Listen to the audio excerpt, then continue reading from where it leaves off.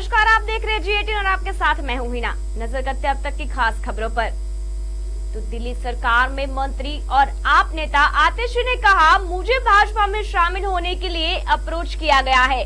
मुझसे यह कहा गया है कि भाजपा में शामिल हो जाओ, अपना राजनीतिक भविष्य बचा लूं, अपना राजनीतिक भविष्य बढ़ा लूं, और अगर भाजपा में शामिल नहीं हुई तो आने वाले 1 महीने में ईडी द्वारा मुझे गिरफ्तार कर लिया जाएगा। आने वाले 2 महीने में लोकसभा चुनाव से पहले वे आम आदमी पार्टी के 4 और नेताओं को गिरफ्तार करेंगे। वे मुझे, सौरभ भारद्वाज, दुर्गेश पाठक और राघव चड्ढा को गिरफ्तार करेंगे। ये इरादा है कि आने वाले 2 महीने में लोकसभा चुनाव से पहले वो आम आदमी पार्टी के 4 और नेताओं को गिरफ्तार करने वाले हैं। वो मुझे गिरफ्तार करेंगे, वो सौरभ भारद्वाज को गिरफ्तार करेंगे, वो दुर्गेश पाठक को गिरफ्तार करेंगे और वो राघव चड्ढा को गिरफ्तार। दिल्ली के मुख्यमंत्री अरविंद केजरीवाल और आप के राष्ट्रीय संयोजक को 15 अप्रैल तक न्यायिक हिरासत में भेजे जाने पर उनकी पत्नी सुनीता केजरीवाल ने कहा कि 11 दिनों की पूछताछ हुई है, पूछताछ पूरी हो गई है। अदालत ने उन्हें दोषी नहीं कहा तो उनको जेल में क्यों डाला गया है?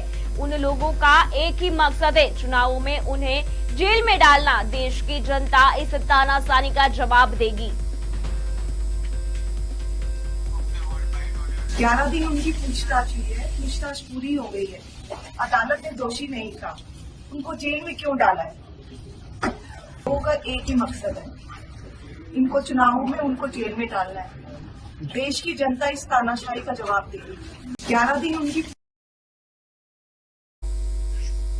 उत्तरी दिल्ली के जगतपुर गांव में सोमवार सुबह तेंदुआ घुस गया था।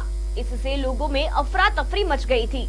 इसी बीच तेंदुए ने 4 लोगों पर हमला कर उन्हें घायल कर दिया। एक घायल को इलाज के बाद अस्पताल से छुट्टी मिल गई है, जबकि 3 का इलाज जारी है।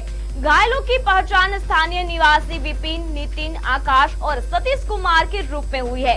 यह पहली बार है जब तेंदुए ने लोगों पर हमला किया है। इस घटना के बाद से पूरे गांव में दहशत का माहौल है। सोमवार सुबह 6:15 बजे गांव में तेंदुआ घुसने की जानकारी मिलने के बाद पुलिस, दमकल विभाग और वन विभाग की टीमें मौके पर पहुंच गई थी। तेंदुआ के हमले के डरे सहमे लोग अपने अपने घरों में घुस गए।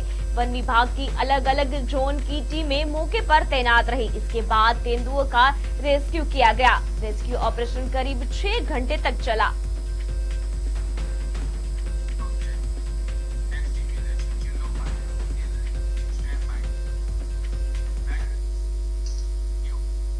दिल्ली भाजपा मंत्री एवं नई दिल्ली लोकसभा से बीजेपी प्रत्याशी बांसुरी स्वराज ने सोमवार को एक प्रेस वार्ता कर रविवार को हुई इंडिया गठबंधन की रैली को एक भ्रष्टाचारियों का संगठन बताया, जिसमें न ही कोई सामंजस्य था और न ही उसका आम जनता से कोई लेना देना, बल्कि वह सिर्फ अपने भ्रष्टाचारों को छिपाने और जनता को मुख्य मुद्दों से भटकाने के लिए एक प्रोपेगेंडा था।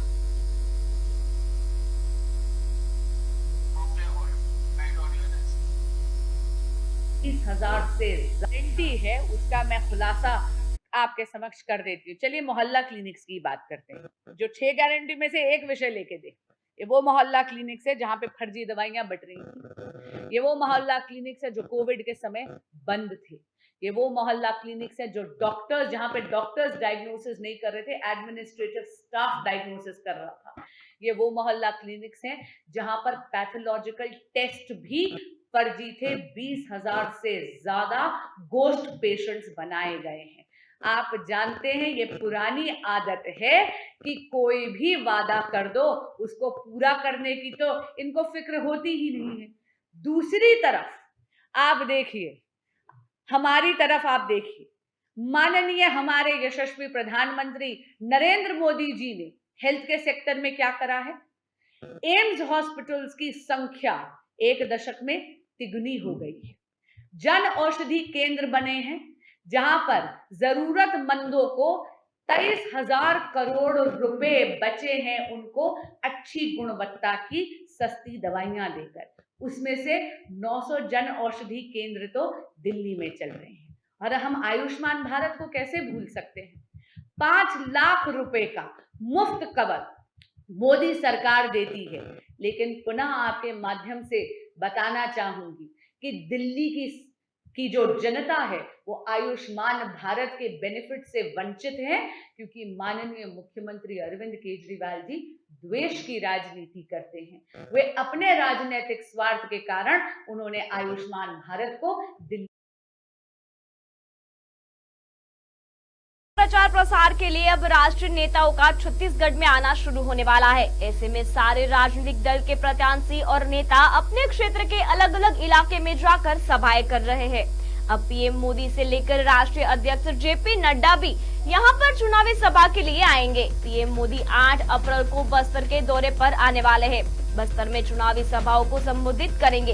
वहीं 5 अप्रैल को भाजपा के राष्ट्रीय अध्यक्ष जेपी नड्डा की सभा बस्तर में हो सकती है। प्रधानमंत्री की चुनावी सभा के लिए कोडागांव को और नारायणपुर विधानसभा क्षेत्र में से किसी एक स्थल किया जाएगा।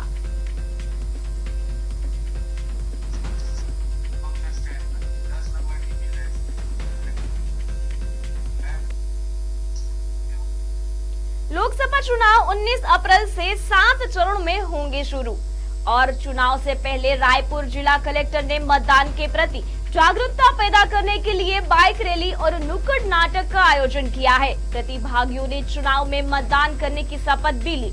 सरकार ज्यादा से ज्यादा मतदान हो ऐसा प्रयास कर रही है, जिसके लिए सरकार भी लोगों को नए नए प्रोग्राम के जरिए जागरूकता पैदा कर रही है।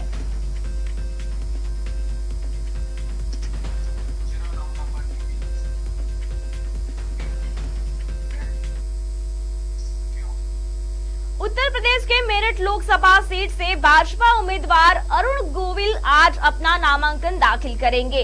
इस मौके पर अरुण गोविल ने बताया कि मुझे बहुत अच्छा लग रहा है। ये एक नई पारी की शुरुआत है। मुझे कहीं कोई दिक्कत नहीं दिखाई दे रही है। मुझे अपने घर से प्रत्याशी बनाया गया है। मैं अब अपने लोगों के लिए काम कर पाऊंगा। बहुत अच्छा लग रहा है। एक नई पारी की शुरुआत है, बिल्कुल जो मेरे लिए नई है, बिल्कुल नई है। मतलब तो अच्छा लग रहा है। I am thrilled basically and but I am at peace. मुझे कोई इसमें प्रॉब्लम नहीं दिखाई दे रही है कहीं भी। सो आई एम एट पीस। मैं जो भी कर रहा हूँ वो, और शायद शांति जो है वो मेरा स्वभाव है भी, और ज्यादा अब बन गया है। तो एक तो इसलिए अच्छा लग रहा है कि अपने घर जैसे वापस आ जाता है इंसान, वैसा है। वहाँ से मुझे प्रत्याशी बनाया गया है, तो I am feeling good about it. और उससे होगा यही कि मैं अपनी जगह के लिए, अपने लोगों के लिए मैं कुछ कर पाऊंगा। बस यही फील है मेरा, और बाकी तो राम जी ठीक करेंगे सर। नहीं, जो अभी तक जितना भी मैं जनसंपर्क हुआ है, जितने भी लोगों के बीच में मैं गया हूँ, मुझे लगता है उससे भी ज्यादा प्यार ये अब मिल रहा है। जो जय, मुझे देखते ही चारों तरफ बस सिर्फ जय श्री राम ही होता है। हर व्यक्ति नहीं कहना चाहिए, लेकिन पांव छूना चाहता है हर व्यक्ति। मतलब लोग साष्टांग दंडवत भी कर रहे हैं। हर व्यक्ति को आशीर्वाद चाहिए, मेरे सर पर हाथ रख दीजिए, मेरे सर पर हाथ रख दीजिए। सबको पता है कि मैं चुनाव लड़ने आया हूँ। चुनावी सभा में भी जो हमने दो चार जगह हमने जनसंपर्क किया, वहां भी मुझे जानते हुए भी कि मैं चुनाव लड़ने आया हूँ, हर व्यक्ति का भाव वही है।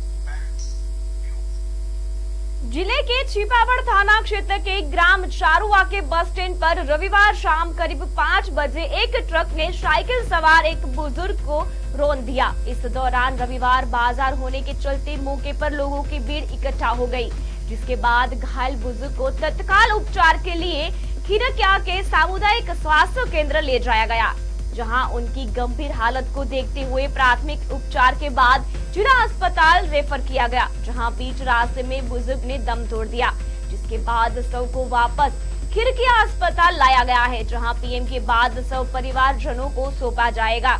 छिपावड़ थाना पुलिस ने इस मामले में ट्रक ड्राइवर के खिलाफ प्रकरण दर्ज किया गया है।